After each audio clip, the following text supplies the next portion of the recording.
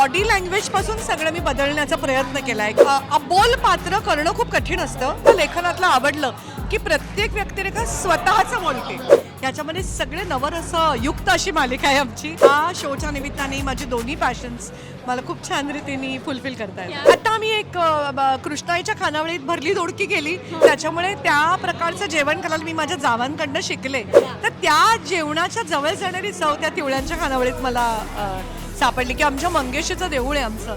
Zee मराठीवर एक नवीन मालिका तुमच्या भेटीला आली आहे, कृष्णाईच्या लेकी. आज त्या सेटवर आपण आहोत आणि आपल्यासोबत खास कृष्णाई आहेत. स्वागत आहे तुमचं मुंबई समाचारवर. नमस्कार. खूप खूप अभिनंदन तुमचं. भन्नाट झालाय पहिला एपिसोड. काय सांगाल कॅरेक्टर बद्दल? जेव्हा कृष्णाई निवडली त्यामागे कारण काय होतं? सर्वात पहिलं म्हणजे एक मला असं सांगायचं की जेव्हा आपण असं बसतो आपला एपिसोड बघायला, तर इतकी वर्ष काम केलं आहे, खूप सिनेमे केले आहेत, नाटक केलं आहे, पण आज मला खूप छान वाटलं की आपण या प्रोजेक्टचा एक भाग आहोत. कारण खूप सुंदर एपिसोड झाला पहिला. मस्त टीम जमली. आमचे तिन्ही प्रोड्युसर्स, सुबोध खानोलकर असेल, ओंकार काटे असेल किंवा सुजय हांडे असेल, अतिशय उत्तम आहेत.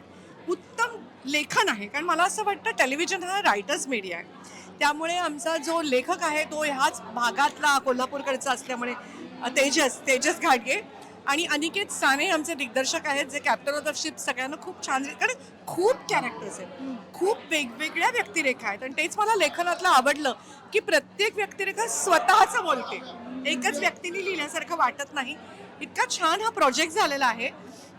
आणि कृष्णाईच्या बद्दल म्हणायचं झालं तर असं असेल नेहमी. तर आणखीन काय काय मला नेहमी माझ्या आता at this age, at this stage in my life, मला माझ्या कम्फर्ट झोनच्या बाहेर जाऊन काम करायला खूप आवडेल. अशाच गोष्टी मी जरा बघते की काय मला करता येईल. तर मी बऱ्याच वर्षात काही मला वाटतं नाहीच, जवळजवळ एखाद दुसरीच मी ग्रामीण कॅरेक्टर केली असेल थ्रू आउट माय करिअर. सो मला ज्या प्रकारचा तिचा जो क्वायटनेस आहे, तिची जी शांतता आहे, अबोल पात्र करणं खूप कठीण असतं. ते खूप दिग्दर्शकावरती अवलंबून असतं. तुम्हाला कशा रीतीने तो बाहेर काढेल. तो दिग्दर्शक उत्तमच आहे, लेखकही उत्तम आहे. आणि एक अशी आपण म्हणू वरपांगी, कितीही पावळट आहे, कितीही अशी काही असं ऐकून घेणारी बाई आहे, अशी वरपांगी वाटत असली तरी आतून अतिशय कणखर असणारी बाई आहे. आणि म्हणूनच ती या अशा परिस्थितीत पण मुलांना वाढवू शकते आणि तरी आपली संस्कृती आणि आपलं तिला जे लहानपणापासून शिकवलं ते ती जपते. अशा प्रकारचं एक मी आत्तापर्यंत केलेल्यापेक्षा वेगळी, पण अपिअरन्स वाईज म्हणजे मला नेहमी छान छान साड्यांमध्ये असं छान मेकअपमध्ये लोकांना बघायची सवय झालेली आहे. तर मेकअप पासून त्याच्यावरती जरा खरोखरच आम्ही मेहनत घेतली. जरा तो टोन सापडायला वेळ लागला. एक सर रापलेला चेहरा तरी पण मेकअप नाही असं कसं वाटेल ह्याच्यासाठी आम्ही जरा सगळेच सजग होतो. आणि मला खूप छान वाटतंय म्हणजे तिच्या पूर्ण बॉडी लँग्वेज पासून सगळं मी बदलण्याचा प्रयत्न केला आहे. की अशा ज्या बायका असतात ज्या थोड्याशा they are not confident about their self, you know. So तो सगळं मी करण्याचा प्रयत्न केला. I hope it will reach to the audience आणि मला करायला खूप मजा येते. झी मराठीवर वेगवेगळे विषय हाताळले जातात, तर यामध्ये पण महिला सक्षमीकरण, शिक्षणावर भर दिलेला आहे.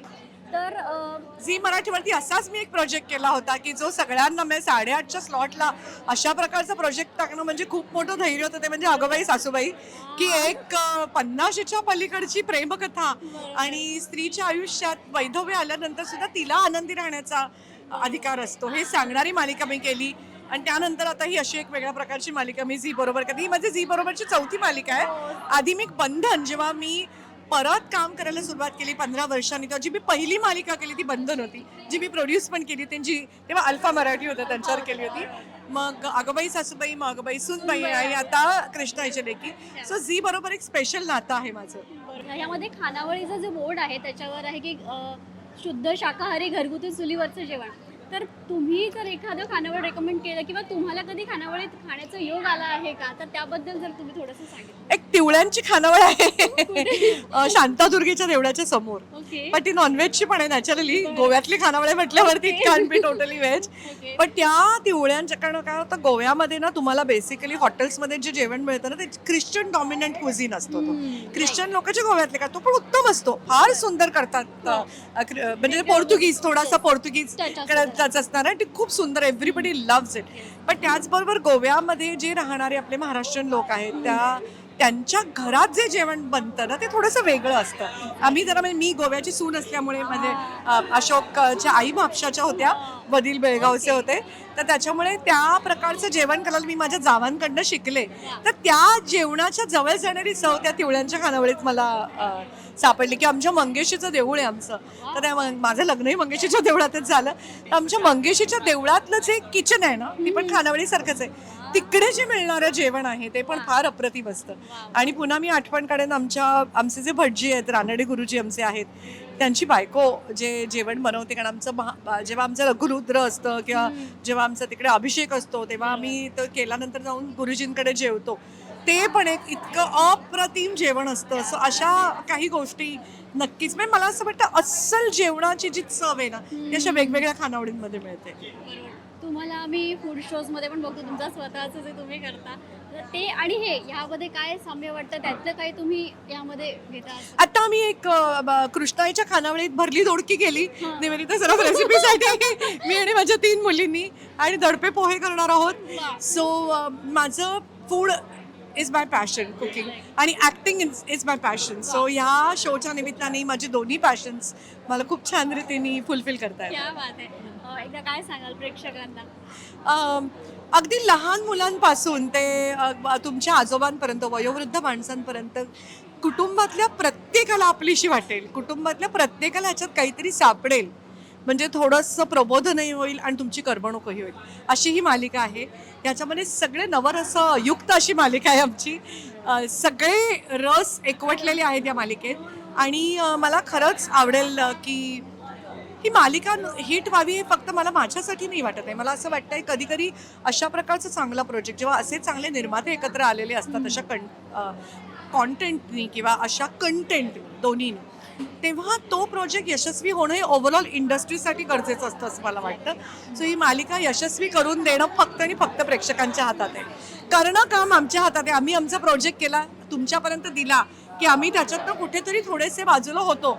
मग तो प्रोजेक्ट पुढे नेणं, तो प्रोजेक्ट सक्सेसफुल करणं, त्या प्रोजेक्टला लोकमान्यता मिळवून देणं हे फक्त आणि फक्त प्रेक्षकांच्या हातात आहे. त्यामुळे माझी प्रेक्षकांना विनंती, आजवर असा रेकॉर्ड आहे की म्हणजे सगळ्या मालिकांना खूप यश मिळालंय. त्या चॅनलवरच्या त्या हिट मालिका झाल्या आहेत. तुम्ही मला खूप खूप प्रेम दिलंय. तेच प्रेम ह्या मालिकेलाही द्या आणि ही मालिकाही तुम्ही यशस्वी करा, कारण या मालिकेचं यश फक्त आणि फक्त तुमच्यावर अवलंबून आहे. नक्कीच नक्कीच ही खूप यशस्वी होणार आहे नक्कीच ही मालिका, आणि 1000 एपिसोड जसं तुम्ही म्हणालात तसे ते होणार आहेत आणि आपण सेलिब्रेट करूया. थँक्यू सो मच तुम्ही आम्हाला भेटला. Thank you so much.